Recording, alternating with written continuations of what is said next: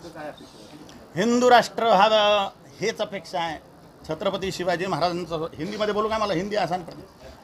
छत्रपति शिवाजी महाराज का हिंदवी स्वराज्य का स्वप्न पूर्ण हो, यही इच्छा है. भारत भूमि अखंड हो. Iran, Iraq, Afghanistan, Pakistan, Bangladesh, Brahmadesh, Indonesia, Cambodia, Taiwan, Tibet, Nepal, Bhutan, Sri Lanka, ये जो भारत से टुकड़े हो गए भारत माता के, ये पूर्ण अखंड भारत हो और छत्रपति शिवाजी महाराज का हिंदवी स्वराज्य का स्वप्न पूर्ण हो. इसलिए हम राजनीति के हिंदूकरण की बात कर रहे हैं और हिंदुओं को संगठित होते हुए हिंदू वोटर बैंक बनने की हम बार बार अपील कर रहे हैं. महाराज यूपी के अंदर योगी आदित्यनाथ हमें दिखाई देते हैं हिंदुत्व की बात करते हुए. कालीचरण महाराज सत्ता में आएंगे जब खुद राजनीति के माध्यम से. और कड़वे और तीखे लोगों के जिनके मुंह है, कड़वा और तीखा मुंह जिनका है, वो राजनीति में सफल नहीं होते. हमारे जैसे लोग, हमारा मुंह कड़वा और तीखा, कौन हमें राजनीति में बिठाए? ऐसे एक बात चल रही है कि जगदम्बा का जो स्थान है महाराष्ट्र में तुळजापुर में, वहाँ से आप लोकसभा कॉन्स्टिट्यूएंसी चुनाव लड़ने वाले हैं. क्या आप लोकसभा चुनाव लड़ेंगे? ऐसी भी न्यूज है. अरे वाह, बहुत ही अच्छी बात. मुझे ही पता नहीं, आज आपने बोला है. अचानक कड़वे और तीखे लोग मुंह के लोग बर्दाश्त होंगे उनको? काली माँ, ओवैसी चलते हैं तो कालीचरण क्यों नहीं चलेंगे? वो मैं कैसे बोलूँ? वो तो जनता बतावे कैसा मुंह चाहिए. मैं उग्र स्वभाव का व्यक्ति, सत्य बोलने वाला. डिप्लोमेटिकता मुझे नहीं आती. जो सही है वही बोल रहा हूँ. लेकिन चुनाव लड़ेंगे? चुनाव लड़ाने की जिम्मेदारी लोगों की है. कड़वा तीखा मुंह बर्दाश्त होगा, यही पहले सोचो हिंदुओं. नहीं, अगर जनता ने कहा आपको लड़ने के लिए तो आप लड़ेंगे? बिल्कुल, जनता ने कहा तो टिकट कौन देवे? टिकट कौन देवे? कड़वे और तीखे मुंह वाले को टिकट कौन देवे? काले, टिकट देने की क्या जरूरत सर? आप अपक्ष भी ऐसा नहीं होता. बिना हिंदुओं के प्रबल समर्थन के बिना कोई भी सत्यवादी व्यक्ति जीत नहीं सकता. और हमारा काम हिंदू वोटर बैंक बनाना है. कट्टर हिंदू राजाओं को जिताने के लिए. राजा बनना हमारा काम नहीं, हमारा काम राजा बनाना है. यूपी में योगी आदित्यनाथ सीएम बन गए, समझो आपको अगर चांस मिला तो महाराष्ट्र के सीएम बनने का, तो चांस वांस की विचार हम करते नहीं. हतो वा प्राप्स्यसि स्वर्गं जित्वा वा भोक्ष्यसे महिं तस्मादुत्तिष्ठ कौन्तेय युद्धाय कृतनिश्चयः. युद्ध करना हमारा काम है.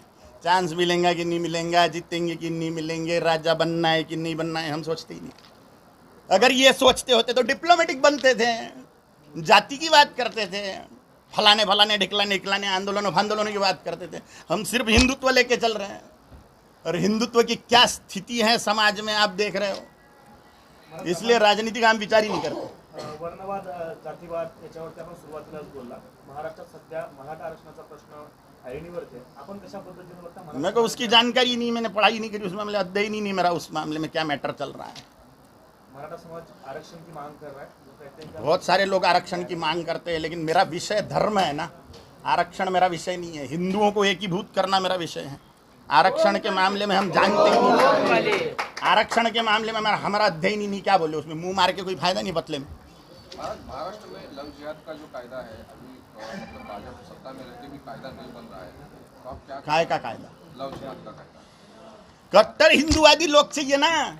सिर्फ बीजेपी, सिर्फ शिवसेना या सिर्फ अमकी सेना या अमकी पार्टी, ऐसे से नहीं होगा. कट्टर हिंदुवादी राजा माने विधायक, सांसद, कट्टर वही कायदे कानून बना सकते हैं. अमुक एक पार्टी बना देंगे ऐसा नहीं है. अभी कट्टरवादी कोई है ऐसा नहीं लग रहा है आपको? है ना, योगी जी हैं, महाराष्ट्र मोदी जी हैं, अमित शाह जी हैं. हमारे नज़रों में वो कट्टर है, वो भले ही खुद को बोले या ना बोले. हम केंद्र में तो है, केंद्र में से कायदा बन सकता है. हाँ, हमें राज्यसभा में और लोकसभा में दोनों तरफ मेजोरिटी चाहिए कोई भी कानून कायदा बनाने के लिए.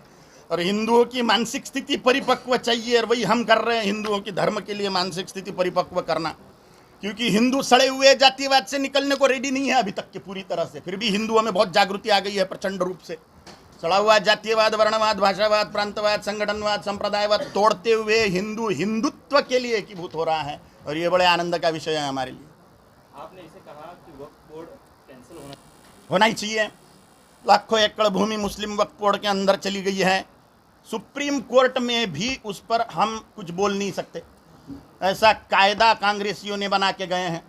मुस्लिम वक्फ बोर्ड, सुप्रीम कोर्ट में उसके विरोध में याचिका नहीं दाखिल की जा सकती। वह तिरुचिरापल्ली में एक मंदिर है, वो मंदिर के गांव की लोक संख्या 5,000 है, सबके सब हिंदू। मंदिर 5-7 हजार साल पुराना शिव भगवान का। मुस्लिम वक्फ बोर्ड ने उस पर दावा ठोक दिया कि ये मुसलमानों की प्रॉपर्टी है। अंबानी के घर पे ही दावा ठोक दिया कि मुसलमानों की प्रॉपर्टी है। अब वो सुप्रीम कोर्ट में भी नहीं, हाँ सच्ची बात है, सुप्रीम कोर्ट में नहीं जा सकते उसके विरोध में। तो ऐसे कानून बने हुए हैं, इसको खत्म करना चाहिए। हिंदुओं का संगठन ही इसको खत्म कर सकता है, हिंदू अगर वोट बैंक बनता है तो। नहीं तो राजा लोग तो मुसलमानों के ही तलवे चाटने वाले हैं भाई। आपने कहा कि अमित शाह है, नरेंद्र मोदी है, योगी जी है, ये कट्टर हिंदुत्ववादी राजा है, मतलब हमसे है, वो स्वयं बोल रहे हैं क्या? लेकिन कायदा नहीं हुआ है, तो फिर आप कैसे मानते हो उनको? बिल्कुल मानेंगे, जिसने राम को लाया है करके दिखाया भाई। हमको आशा नहीं थी हमारे जीते जी राम मंदिर देख पाएंगे हम, लेकिन जो राम को लाए हैं तो दिख गया है, दिख गया कट्टर है। और सभी हिंदुओं को हम यही बोलेंगे कि ऐसे ही लोगों को बार बार सत्ता में बिठाओ। राम मंदिर का लोकार्पण कुछ दिनों में होने जा रहा है, हाँ, आप किस तरह से देखते हैं लोगों? बहुत ही आनंद की बात है। सभी लोगों को मैं निवेदन करता हूँ कि राम जी ने जगदम्बा का आराधन करके जो पराक्रम प्राप्त किया, राम जी की कुलदेवी काली, परशुराम जी की इष्ट देवी काली, सभी हिंदुओं ने छत्रपति शिवाजी महाराज की इष्ट देवी भवानी जगदम्बा का आराधन करते हुए हिंदवी स्वराज्य की स्थापना के लिए बढ़ते चले, सिंह बने भवानी के। यही राम जन्मभूमि के मंदिर निर्माण के उपलक्ष्य में आह्वान करता हूँ सभी हिंदुओं को। महाराष्ट्र में पैलेस्टाइन जंग को, पैलेस्टाइन में इजराइल जंग के लिए